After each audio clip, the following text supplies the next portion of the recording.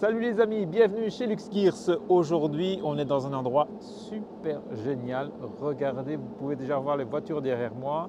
Ouais, on est chez Lotus à Norfolk. On est venu essayer la nouvelle Emira 4 cylindres, mais aussi visiter la chaîne d'assemblage et essayer la voiture sur route et sur circuit. C'est parti!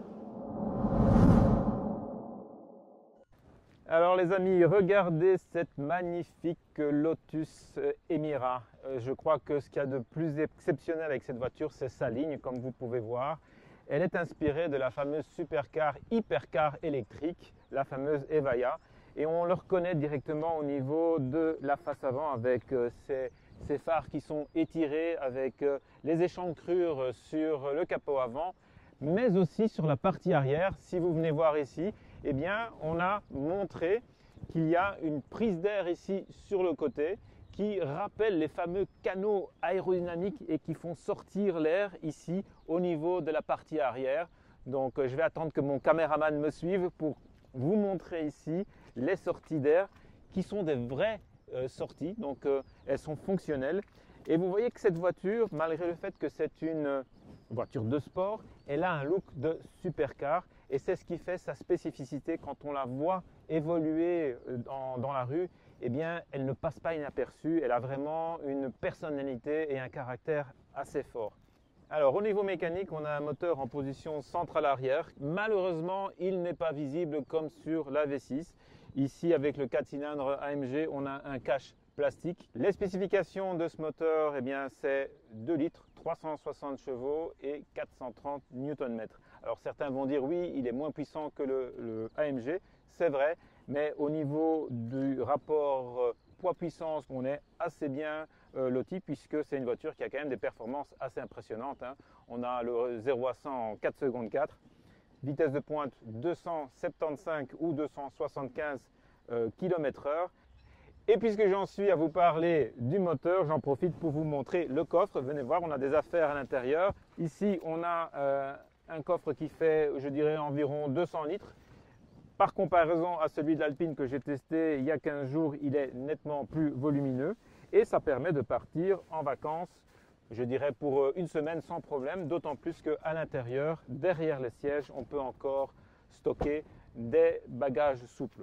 J'en profite pour vous montrer l'intérieur du véhicule. Ici, on a un intérieur qui est complètement nouveau, qui est beaucoup plus qualitatif et beaucoup mieux présenté qu'auparavant. Je crois que c'est une des premières fois qu'on a des sièges électriques dans une Lotus à moteur central arrière. Et l'intérieur, comme vous allez voir dans les images embarquées, respire la qualité avec un niveau d'ergonomie assez intéressant. Sur ce, moi ce que je vous propose, c'est de partir au volant. Alors les amis, nous voilà de nouveau à bord de cette Lotus Emira. Ce que je ne vous ai pas dit, c'est qu'entre temps, on a été roulé sur le circuit de Lotus à Hethel. Et on va vous mettre des images pendant que je vous commente l'utilisation de cette voiture. Alors, cette fameuse Lotus Emira, comme vous savez, elle est déjà sortie depuis un moment en version V6 et ici c'est le lancement officiel de la version 4 cylindres. Oui, c'est un moteur AMG. Je vais me concentrer sur la conduite et sur mes impressions déjà à bord. Comment est-ce que je suis installé à bord? Position de conduite, elle est pas mal, mais alors vous savez, position de conduite pour moi, je suis assez difficile. Première chose, je ne suis pas assis assez bas à mon goût. J'aurais bien aimé que le siège aille un peu plus bas et aussi d'être installé un peu plus profondément à l'intérieur du siège. J'ai l'impression qu'il est un peu trop bombé à mon goût. Donc voilà, juste pour vous donner un premier retour à ce niveau-là. Aussi au niveau du siège en lui-même, je trouve qu'il est un petit peu serré ici au niveau des cuisses, pourtant je ne suis pas gros. Alors c'est le siège électrique qui sont faits sur mesure pour Lotus, qui sont assemblés dans l'usine. Au niveau du volant, il est réglable en profondeur, en hauteur, c'est très bien. Mais il y a autre chose qui me dérange au niveau du volant, c'est que on a les palettes, vu que c'est une voiture avec une boîte robotisée, donc double embrayage, 8 vitesses, et les palettes sont un peu bas. Parce que si on met les mains ici à 10h10 où se trouvent les méplats, eh bien c'est un peu loin. Donc ça c'est dommage qu'on n'a pas les palettes au bon endroit. Donc je sais, je suis très critique, mais bon voilà, on est là pour tester, on est là pour vous découvrir, pour vous donner notre feedback. Voilà, déjà au niveau des interfaces conducteurs, ce n'est pas parfait, c'est dommage. Sinon, au niveau de l'intérieur, eh bien, c'est un intérieur qui est très qualitatif, qui est très bien présenté, bien dessiné. Bon, alors au niveau, je trouve que ici la Boss pour les instruments, c'est pas du meilleur goût en ce qui me concerne, mais bon, ça c'est subjectif. Mais sinon, la voiture est très bien assemblée. On le voit bien qu'on a fait appel à la banque d'organes de chez Geely, puisqu'on retrouve des boutons qui viennent de chez Volvo, et c'est plutôt une bonne chose. Peut-être qu'au niveau ergonomie, j'aurais préféré avoir plus de raccourcis physiques pour, par exemple, la radio. Ici, on a juste le bouton de volume, allumer, éteindre, pour changer les postes. À mon avis, moyen de le faire à travers le menu. Ici, j'ai pas eu l'occasion de trop jouer avec. C'est un gros progrès de toute façon par rapport aux Lotus précédentes. Lotus est rentré dans une galaxie, on va dire, qui est maintenant du niveau des concurrents tels que Porsche, etc. On a au moins cet avantage maintenant d'avoir une voiture qui peut être en concurrence avec des grandes marques parce qu'elle est bien finie, elle est bien présentée, elle a des matériaux de qualité. On l'a vu quand on a fait la visite de l'usine, ils ont des contrôles de qualité de très haut niveau. Donc oui, Lotus est maintenant finalement une voiture qui est vivable au jour le jour, au quotidien. Ça en fait une bonne daily. Et ça me permet justement de enchaîner sur le moteur, sur ce fameux moteur 4 cylindres, parce que d'après moi, c'est un moteur qui en fait une daily, c'est-à-dire une voiture que vous pouvez utiliser tous les jours parce qu'il est facile, il est souple, il a du couple, il a cette fameuse boîte robotisée qui le rend très facile au quotidien. Vous voyez, je ne dois pas changer de rapport.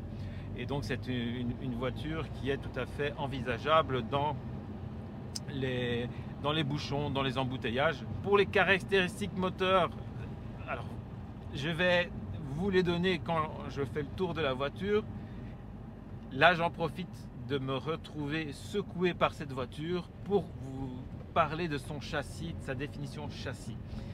Ici on a affaire au châssis sport qui a des ressorts tarés plus durs et aussi des réglages d'un amortisseur différent. Et là vous voyez que je suis assez bien secoué. Et ça c'est le cas quand on roule à faible vitesse parce que ce châssis là il est plutôt pensé pour aller sur des routes plus rapides, même aller sur circuit vu qu'elle est même disponible en châssis sport avec les Michelin Cup 2.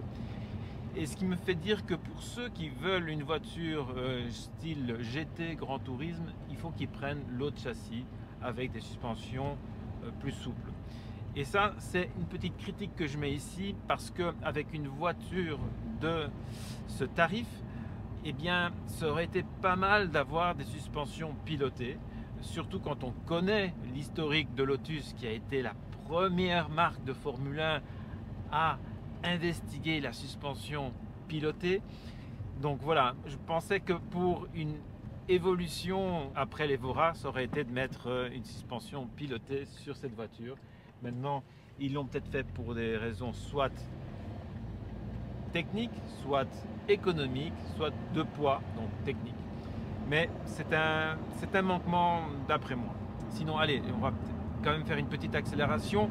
Je vais vous mettre en image les impressions sur circuit, mais d'abord, petite accélération. Ah oui, ça pousse, hein. Il n'y a rien à faire. Hein. C'est vraiment une voiture qui marche. Hein. Alors, les palettes, je vous ai parlé des palettes qui étaient trop courtes. Eh bien, ce que je trouve dommage aussi, c'est le feeling de ces palettes. Il n'est pas assez mécanique. Et aussi, c'est... j'aurais bien aimé... Bon, elles sont manifestement en métal, mais le métal n'est pas, à mon goût, assez, je dirais, hardcore.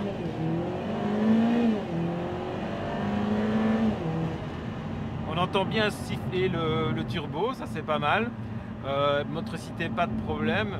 Et donc, oui, j'aurais bien aimé avoir quelque chose de plus, un feeling un peu plus mécanique au niveau des palettes au volant. Mais sinon, oui, c'est un moteur qui marche, il n'y a rien à faire. Je reviens de nouveau au moteur parce que oui, ce moteur s'en fait un parfait délit. Mais cette boîte, ça vous déconnecte un petit peu de la communication avec la voiture. Et il n'y a rien à faire. Avec ce bruit de 4 cylindres, moi je trouve qu'on aurait bien aimé avoir un son un peu plus noble. Et donc j'en reviens au V6.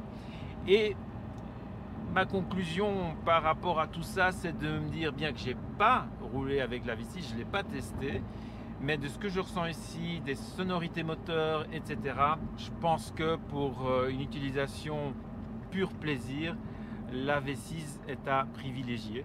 Pour une utilisation de tous les jours, c'est le 4 cylindres. Voilà, et j'ai presque envie de conclure là-dessus parce que j'ai pas beaucoup de temps pour cet essai. Je vais encore vous donner 2-3 petits détails comme oui, les pédales sont un petit peu trop rapprochées parce qu'il y a l'intrusion du passage de roue au niveau de la cabine, puisque c'est une voiture à moteur central arrière, donc on est avancé. Et donc, en boîte manuelle, c'est peut-être un petit peu compliqué avec l'espace disponible pour les pieds pour mettre les 3 pédales. Donc voilà, ça mériterait d'avoir un peu plus de temps pour rouler avec cette voiture, pour vous donner tout mon feeling. Mais je dirais que a priori, c'est une voiture qui donne beaucoup de feeling. Comment ai-je pu en arriver là et vous oubliez de vous parler de la direction? Effectivement, la direction, c'est la signature de Lotus et cette direction, elle est juste géniale parce qu'on sent tout dans cette direction. C'est une direction assistance hydraulique, ce qui en fait une voiture très communicative au niveau de la direction. C'est vraiment génial. Aujourd'hui, ça n'existe pratiquement plus. Je crois qu'il y a, si je ne me trompe pas, il n'y a plus que McLaren qui fait ça, des directions assistance hydraulique, et ça fait toute la différence. Alors ça a du plus et du moins parce que sur une route parfaite c'est génial, mais sur des routes comme ici, les fameuses B-roads qui sont très bombées, très chahutées, et bien avec des montes pneumatiques assez extrêmes comme c'est le cas sur cette Lotus, et bien la voiture elle cherche un peu son chemin. Et il faut le savoir, hein, c'est une voiture à conduire, il faut tenir son volant et il faut profiter du feedback qu'on a dans cette direction. C'est assez rare que pour ne pas en profiter. Donc voilà, je vais terminer là-dessus. La Lotus Emira conserve ce DNA de Lotus qui est d'avoir une direction super communicative, un châssis qui l'est autant. Comme je vous ai dit, j'aurais bien aimé avoir une suspension pilotée, mais sinon quand on voit les progrès faits au niveau de la qualité perçue, du design extérieur qui est magnifique, eh bien je pense que cette voiture c'est une réussite perfectible en toute honnêteté. Elle a des points à améliorer, c'est pas une Porsche, heureusement, sinon ce serait dommage que ce soit une Porsche, mais voilà, je pense que Lotus est sur la bonne voie. Ils vont encore faire des évolutions à cette voiture parce que c'est pas fini. Ils peuvent continuer à en produire jusqu'en 2035 encore, hein, donc on a encore 10 ans d'Emira devant nous, je l'espère, avec différentes versions. Et je suis certain qu'on va avoir des versions plus extrêmes, peut-être aussi des versions plus confortables. Mais ça, ce sera pour une autre fois. Sur ce, les amis, je dois me dépêcher parce que j'ai pris le double du temps que d'habitude vu que j'ai un problème technique avec mes caméras. Et donc là je vais vite rentrer, manger un bout et repartir à l'aéroport. Et moi sur ce je vous dis à la prochaine, à de prochaines aventures, et j'espère que ça vous a plu. N'oubliez pas le pouce et les abonnements si ce n'est pas encore le cas. Ciao ciao, à bientôt.